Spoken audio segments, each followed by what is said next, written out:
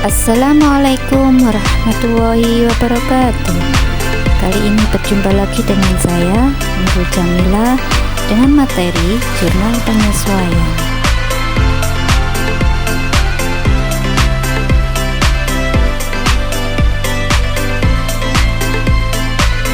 Setelah mempelajari materi jurnal penyesuaian ini, diharapkan kalian mampu memahami tujuan pembelajaran, diantaranya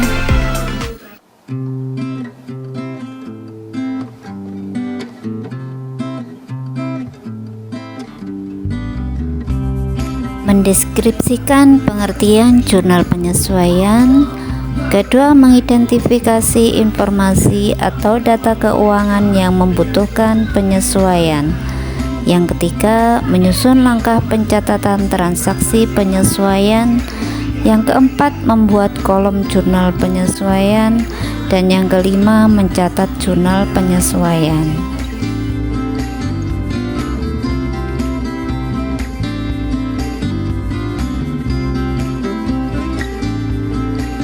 Pada akhir periode akuntansi, banyak saldo akun di buku besar yang dapat dilaporkan tanpa perubahan apapun dalam laporan keuangan. Meskipun begitu, pada akuntansi berbasis akrual, beberapa akun dalam buku besar memerlukan pemuktakiran atau updating. Analisis dan pemuktakiran akun-akun pada akhir periode sebelum laporan keuangan disiapkan disebut dengan proses penyesuaian atau adjusting process.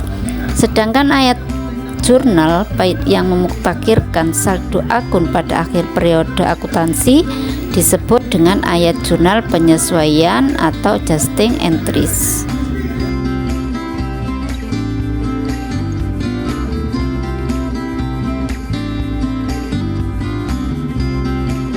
Ini ada 4 akun yang memerlukan ayat jurnal penyesuaian.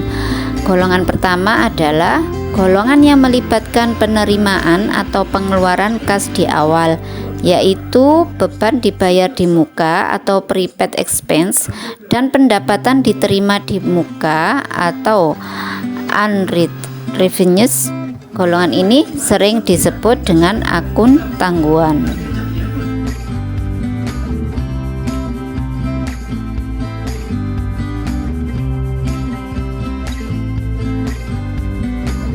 Untuk golongan kedua adalah golongan yang melibatkan penerimaan atau pengeluaran kas di belakang, yaitu akruan pendapatan dan akruan beban. Yang selanjutnya, beban dibayar di muka yang kadang disebut juga beban yang ditangguhkan adalah akun yang awalnya dicatat sebagai aset karena kasnya telah dibayarkan padahal jasa atau barangnya belum diterima.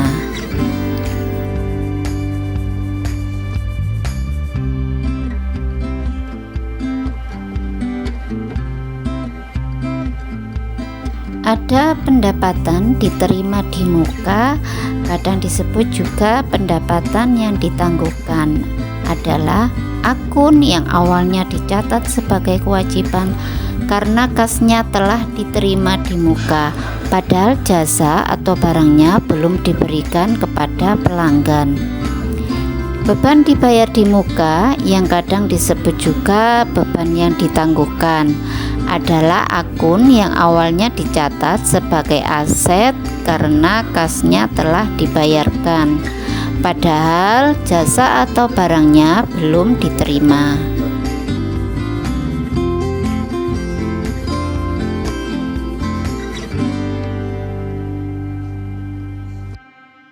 Di sini ada beberapa macam ayat jurnal penyesuaian ya, baik debit maupun kredit itu memang sudah berpasangan dari sononya.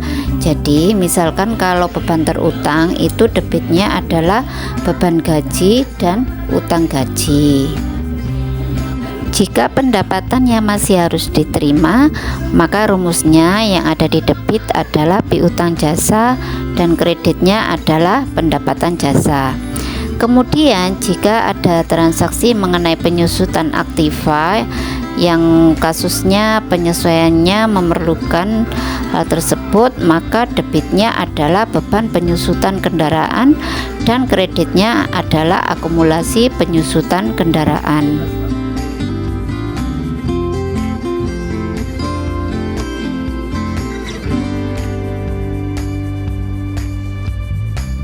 Di sini ada beban dibayar di muka atau piutang beban sebagai harta, di mana yang pertama memang jika beban tersebut berupa asuransi, maka debitnya asuransi dibayar di muka dan kreditnya adalah kas, atau debitnya beban asuransi, kreditnya asuransi dibayar di muka.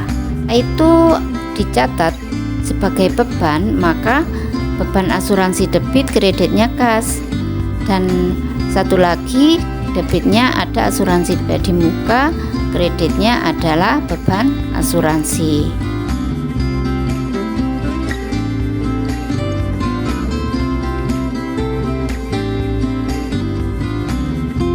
Untuk pemakaian perlengkapan, di sini rumusnya sebelah debitnya adalah beban perlengkapan kantor dan kreditnya perlengkapan kantor.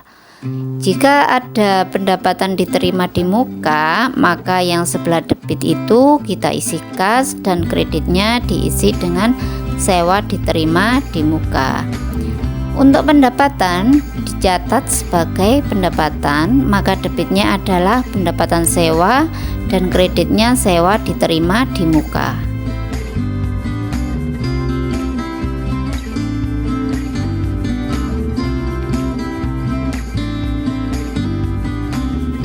Sekarang kita masuk ke babak pembahasan studi kasus ya.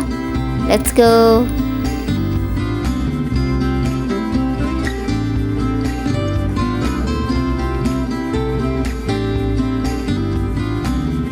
Studi kasusnya ini ada neraca saldo per 31 Desember tahun 2020, pemilik atas Movida di bidang spa. Jadi laporannya ini neraca saldo ada yang debitnya ada 24 juta ya 600.000 rupiah, dan kreditnya pun sudah sama 24 juta 600.000 rupiah. Nanti kita tambahkan atau pengurangan karena adanya kasus penyesuaian.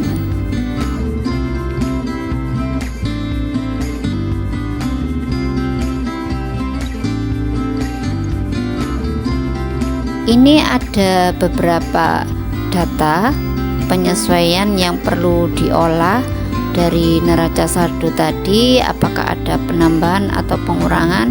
Nanti ayo dihitung bersama-sama.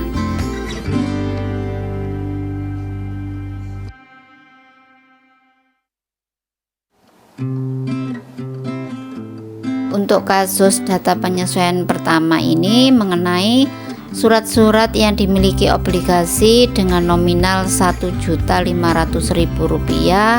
dengan bunga 20%, di mana yang dibayar tiap tanggal 1 September 1 Maret ya.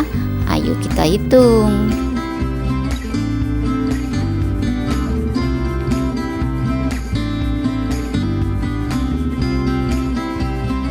Untuk pembayaran bunga obligasi tadi dinyatakan 1 Maret 2020 mendapat bunga 4 bulan yaitu September sampai Desember, tetapi belum diterima.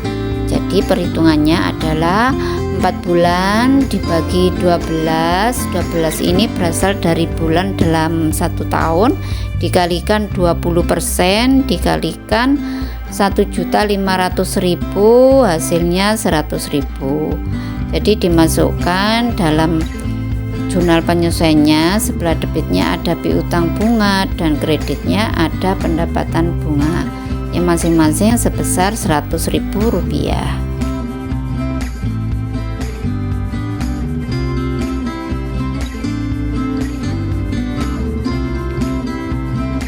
Untuk kasus yang kedua, di sini persediaan perlengkapan itu tinggal 1.200.000.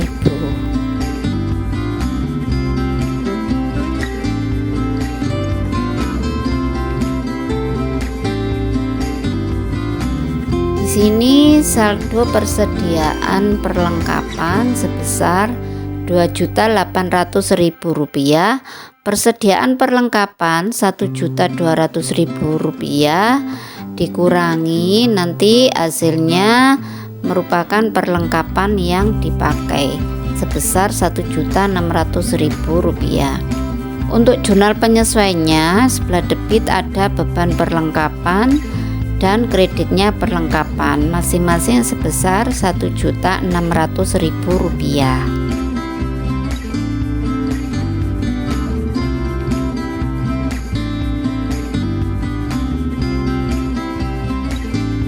Tadi kasus yang ketiga, asuransi dibayar di muka 1 November 2020 untuk jangka waktu 1 tahun.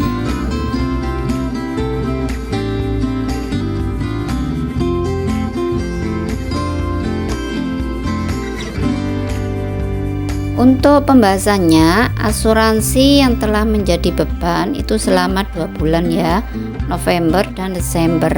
Maka perhitungannya 2 bulan dibagi dengan 12, ada bulan selama 1 tahun, kemudian dikalikan 1.200.000, hasilnya 200.000.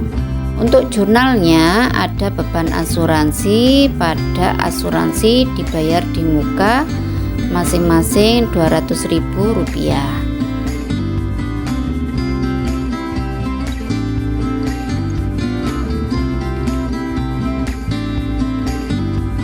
Selanjutnya studi kasus kendaraan dibeli tanggal 3 Desember 2020 dengan taksiran umur manfaat 4 tahun dengan residu 500.000. Metode yang dipakai adalah metode garis lurus.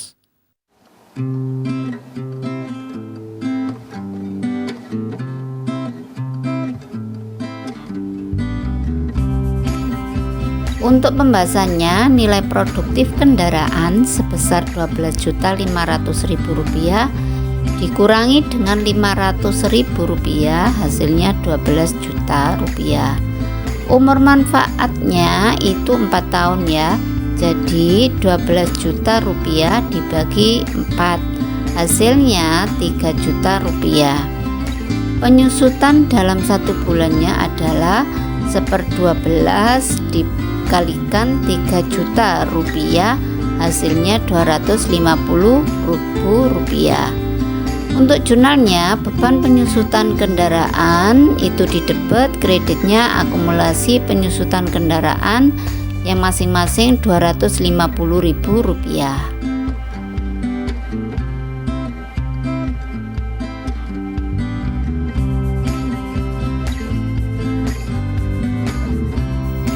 Kasus selanjutnya, peralatan Rp4 juta disusutkan sebesar 10% per tahun.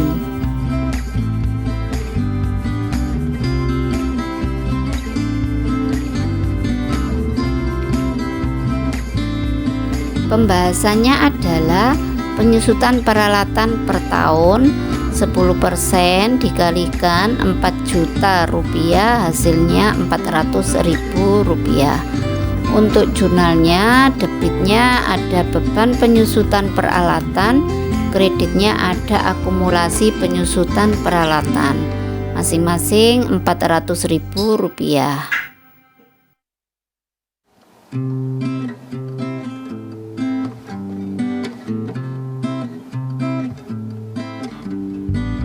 Selanjutnya ada pendapatan diterima di muka sebesar Rp2.400.000 dari konsumen atau pelanggannya 4 orang, dan sampai 31 Desember 2020 baru selesai 3 orang.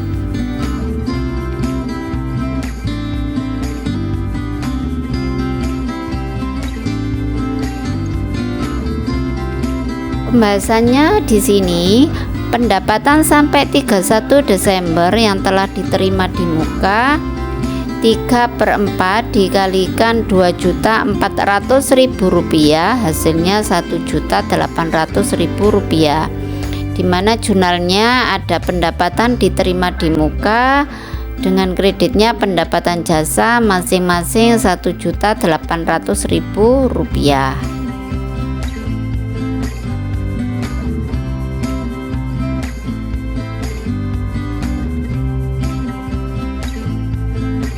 Yang terakhir, kasusnya gaji yang masih harus dibayar untuk karyawan sebesar Rp200.000.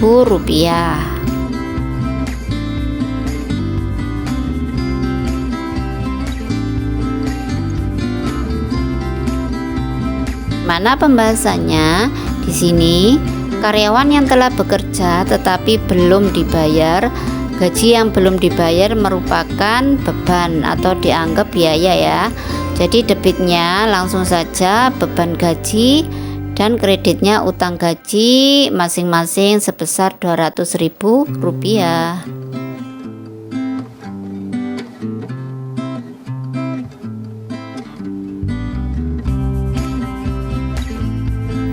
Sekian pembahasan materinya mengenai jurnal penyesuaian. Sampai ketemu lagi dengan saya ucapkan terima kasih. Wassalamualaikum warahmatullahi wabarakatuh.